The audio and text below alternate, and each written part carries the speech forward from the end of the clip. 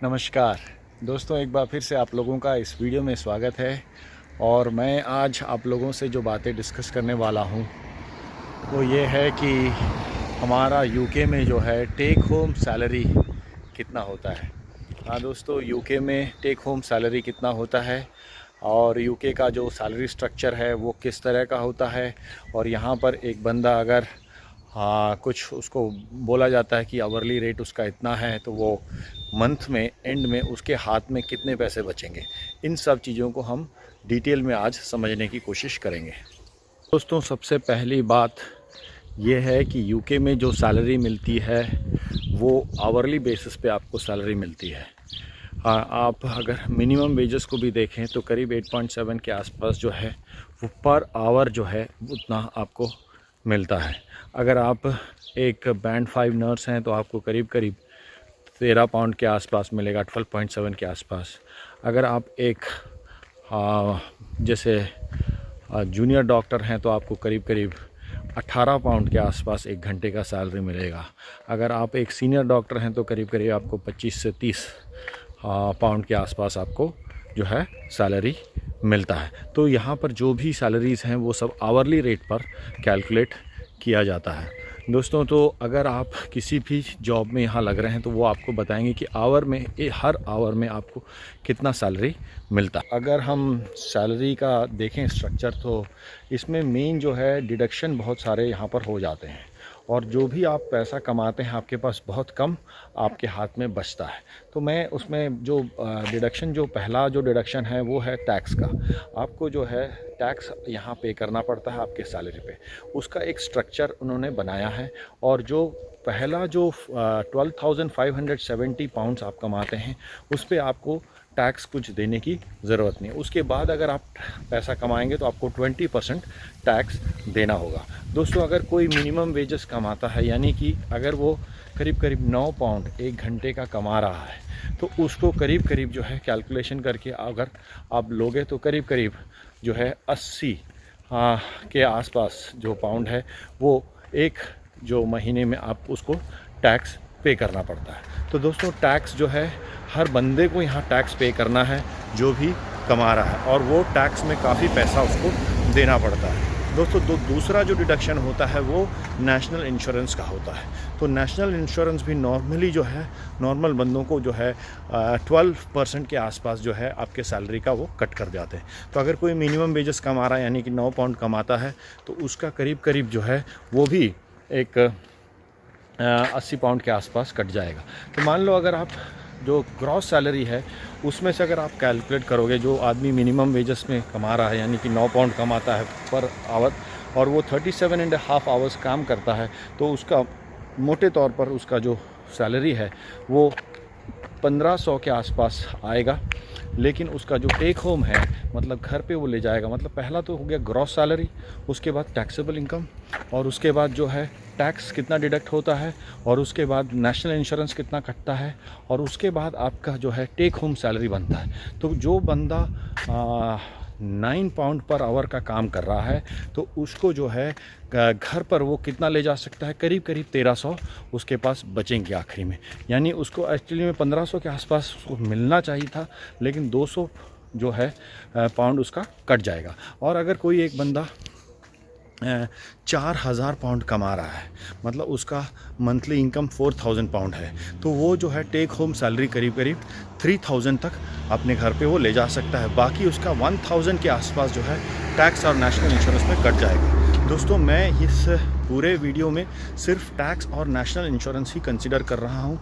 इसमें मैं आपका पेंशन कंसिडर नहीं कर रहा हूँ। कई जगह जो है 5% का पेंशन कटता है, वो ऑर्गेनाइजेशन काटता है, और बाकी का 5% का जो है वो जो है मतलब ऑर्गेनाइजेशन पे करता है 5% और हमें 5% पे करना पड़ता है। तो वो मैं कंसिडर इसमें नहीं कर रहा हूँ। तो आप लोग इसमें जो है पूरा जो वीडियोज़ है वो आप लोग पूरा देखें और इसको समझने की कोशिश करें।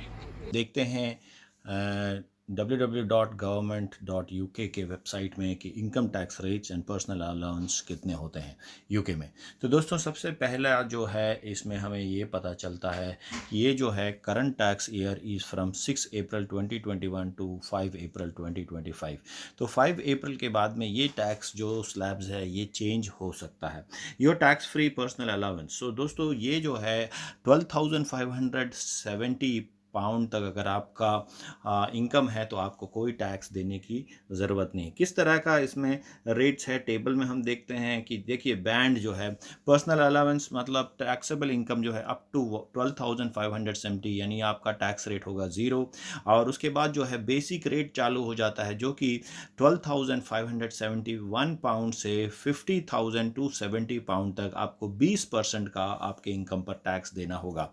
और उसके बाद अगर आपका हायर रेट आ जाता है जो कि 50,271 टू 150,000 तक आ जाता है जो कि आपको 40% आपको देना पड़ेगा। उसके बाद एडिशनल रेट आ जाता है अगर ओवर 150,000 है तो आपको 45% देना होगा। तो दोस्तों इस तरह आपका ईयरली कैलकुलेशन पे ये आपको टैक्स लगेगा। अगर आपका ईयरली इनकम मान लो 12,570 है तो आपको बिल्कुल टैक्स देने की ज़रूरत नहीं है। लेकिन अगर आपका इनकम 12,570 है यानी मान लो 1,000 पाउंड आपको ज़्यादा इनकम हो जाता तो 1,000 पाउंड पे आपको 20% टैक्स देना होगा। तो इस तरह से टैक्स कैलकुलेशन होता है। मान लो हायर रेट पे चला जाता है तो उस पे अगर जितना है तो वो जो है फिर 40% पे चला जाएगा। तो इस तरह यहाँ का कैलकुलेशन होता है। पूरे ये बैंड के हिसाब से आपको कैलकुलेट कर करके इनकम आप टैक्स आपको पे करना पड़ता है। यही जो सिस्टम है इंडिया का भी सिस्टम है और ये हर साल बजट में जो है चेंज होता रहता है। इसीलिए लोग बजट को देखते हैं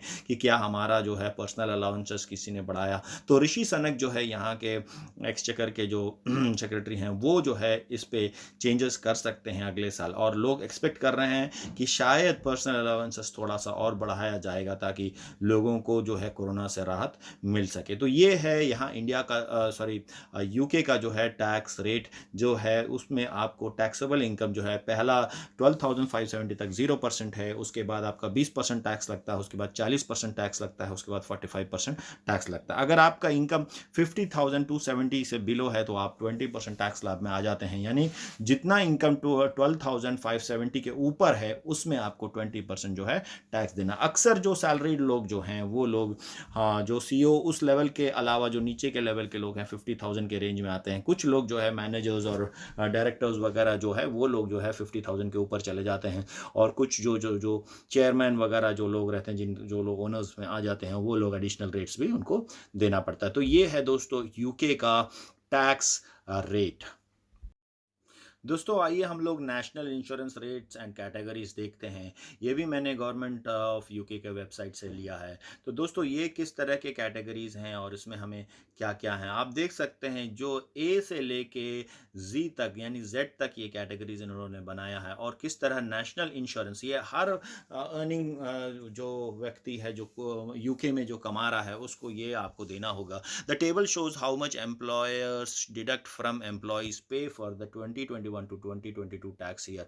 तो ये इस टैक्स ईयर में अगर आप अभी कमा रहे हैं तो आपको यूके में कितना नेशनल इंश्योरेंस का पैसा भरना होगा वो है। तो दोस्तों ये जो कैटेगरीज आप देख सकते हैं कैटेगरी ए में अगर आप जो है 0% आपको देना होगा अगर आप जो है 120 टू 184 पाउंड के स्लैब में आ जाते हैं। और अगर वही आपका जो है मंथ का जो है 797 टू 4,118 ए मंथ है।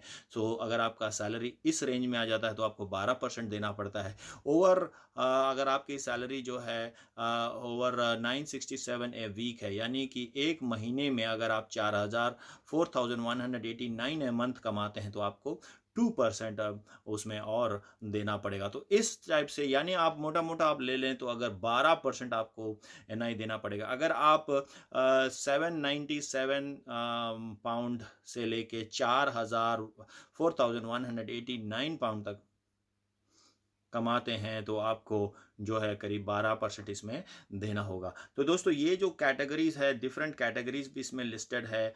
आप देख सकते हैं कि कौन से कैटेगरीज़ हैं और आप किस कैटेगरी में आते हैं। अगर उसको हमें देखना है तो कैटेगरी के बारे में अगर जानना है तो हमें कैटेगरी लेटर्स में उसमें चले जाएँगे तो हमें पता चल जाएगा कि कौन-सा कैटेगरी। देखिए ए जो है all employees apart from those of group B, C, J, H, M, Z in this table, मतलब ऑलमोस्ट सारे जितने लोग हैं वो लोग जो है सैलरीड लोग जो है ए कैटेगरी में आते हैं। बी में देखिए married woman, widow, entitle to pay reduced national insurance. C में जो है employees over the state pension age, मतलब जो लोग 68 के आसपास 67 के आसपास उम्र है उनका आ जाता है। Employees who can defer national insurance because they are already paying it in another job.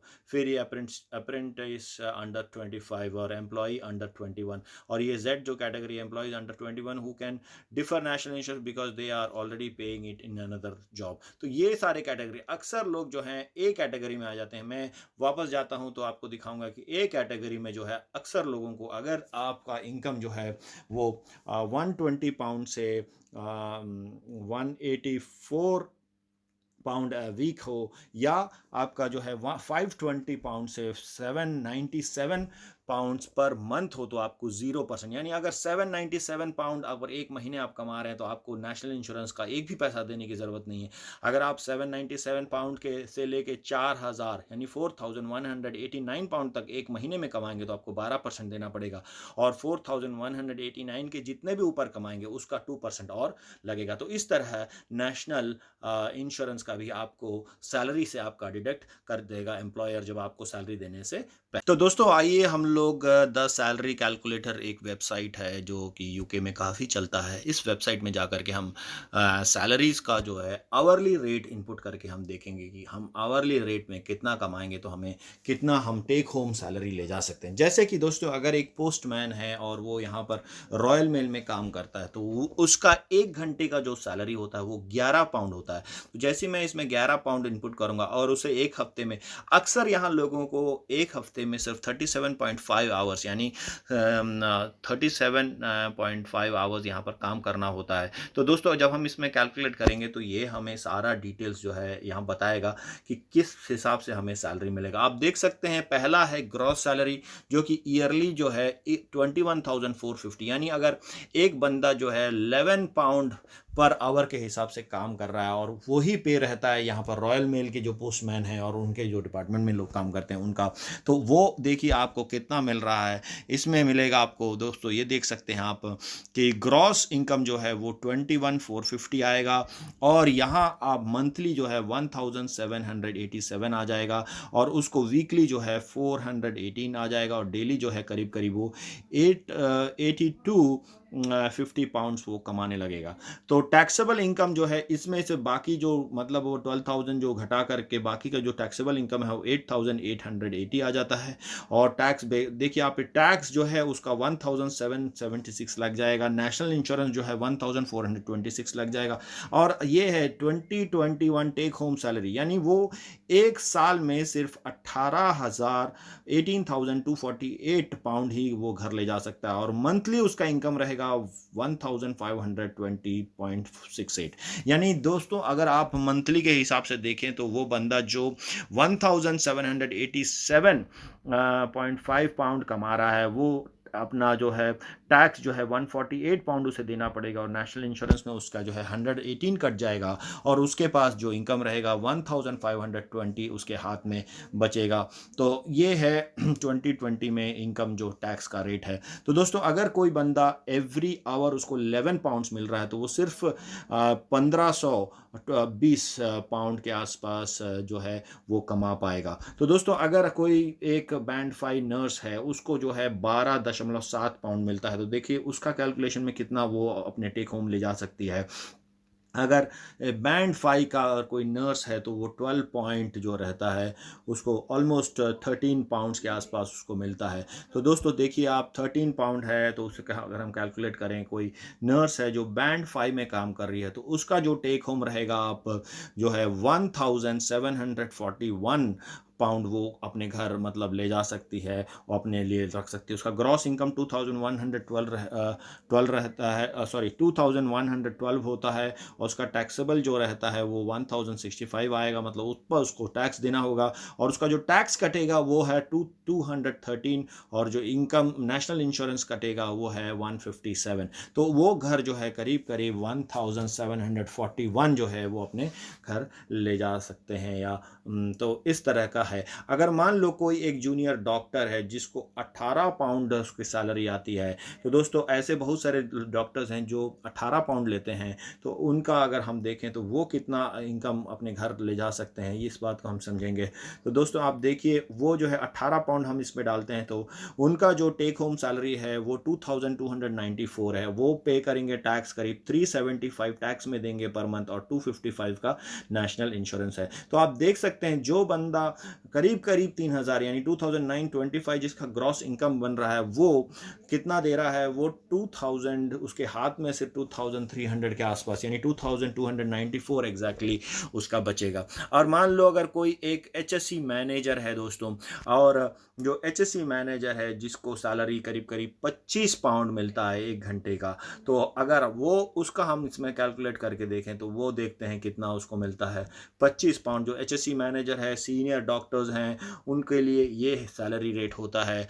तो आप देख सकते हैं कि उसका जो मंथली सैलरी है 4062 बनता है, लेकिन वो टेक होम जो है 3067, ऑलमोस्ट 1000 जो है वो टैक्स और नेशनल इंश्योरेंस में वो उसका कट जाता है। 603 जो है वो टैक्स में कटता है, और 391 जो है नेशनल इंश्योरेंस में कटता है। दोस्तों ये और भी इसमें कटिंग हो सकता है, जैसे कि अगर कोई पेंशन प्लान में ज्वाइन किया हुआ है तो 5% जो है पेंशन भी कट सकता है। तो इस तरह का है। अगर आपने किसी ने मॉर्गेज लिया है तो वो इसमें से कटेगा, लेकिन ये जो है ये सिर्फ मैं आपको अभी टैक्स और नेशनल इंश्योरेंस कट करने के बाद बता रहा हूं। तो कोई एक बंदा अगर 4000 पाउंड्स कमा रहा है यानी 4 लाख रुपए कमा रहा है, तो उसको लगभग 1 लाख जो है उसका कट हो जाएगा, जिसमें से 60,000 टैक्स कट जाएगा और नेशनल इंश्योरेंस में आपको करीब 40,000 कट जाएगा। तो वो जो है बंदा करीब करीब 3 लाख अपने घर में ले जा सकता है। तो इस तरह का जो है ब्रेकडाउन है दोस्तों। अगर कोई बंदा मिनिमम वेज कमा रहा है यानी कि 8.7 जो है वो मिनिमम वेज है, वो भी हम लोग एक बार इनपुट करके देखते हैं। मिनिमम वेज अगर कोई कमा रहा है तो वो जो लेबर का काम करता है, मिनिमम वेज यानी कि करीब करीब 9 पाउंड मैं इसमें इनपुट करूंगा। तो आप देखें 9 पाउंड जैसे मैं इसमें इनपुट करता हूं तो ये मिनिमम वेज आता है 9 पाउंड दोस्तों, करीब करीब 8.73 8.75 है। तो ये आप देख सकते हैं वो बंदा जो है उसका टोटल जो ग्रॉस सैलरी बनता है वो 1462 बनता है, और उसका टैक्स जो है 83 टैक्स कटेगा, 79 नेशनल इंश्योरेंस कटेगा, और वो जो घर है करीब 1300 जो है। अगर आप मिनिमम वेजेस कमा रहे हैं यानी लेबर का काम कर रहे हैं तो आप 1300 आपको घर आप ले जा सकते हैं। तो आप देख सकते हैं एक डॉक्टर जो है जो 25 पाउंड पर घंटा कमा रहा है, पर आवर कमा रहा है, वो उसको 1000 टैक्स देना पड़ता है, और मिनिमम वेज जो कमा रहा है उसको करीब करीब जो है 83 एंड 79 तो करीब करीब आपको 160 163 के आसपास 163 के आसपास उसको टैक्स देना पड़ता है। तो जो लोग ज़्यादा कमाते हैं उनको ज़्यादा टैक्स देना पड़ता है, उनको ज़्यादा नेशनल इंश्योरेंस यहाँ देना पड़ता है। तो इस तरह का टेक होम सैलरी है दोस्तों। अगर कोई 4,000 के आसपास कमा रहा है तो वो सिर्फ 3,000 उसको सैलरी मिलेगा, लेकिन अगर कोई 1500 के आसपास कमा रहा है तो उसको 1300 के आसपास उसको सैलरी मिल जाता है। दोस्तों शायद आप लोग जानना चाहेंगे कि मेरी टेक होम सैलरी कितनी है। तो दोस्तों ज़रूर मैं एक वीडियो में अपना जो टेक होम सैलरी है उसका मैं पूरा स्ट्रक्चर आप लोगों को समझाऊंगा और उसे डिटेल में आप लोगों को बताऊंगा, लेकिन उसके लिए आपको थोड़ी देर और इंतज़ार करना हो। दोस्तों अगर आपको मेरा ये वीडियो पसंद आया है तो ज़रूर मेरे चैनल को सब्सक्राइब करें और दूसरों तक भी मेरे इस वीडियो को शेयर करें और लाइक करें और कमेंट भी ज़रूर करें। दोस्तों आपका जो प्यार और सहयोग आप मुझे दे रहे हैं उसके लिए मैं तहे दिल से शुक्रगुजार हूँ। बहुत बहुत धन्यवाद। आपने इस वीडियो को देखा और इसी तरह अपना प्यार और सहयोग बरकरार रखें। सबको बाय बाय।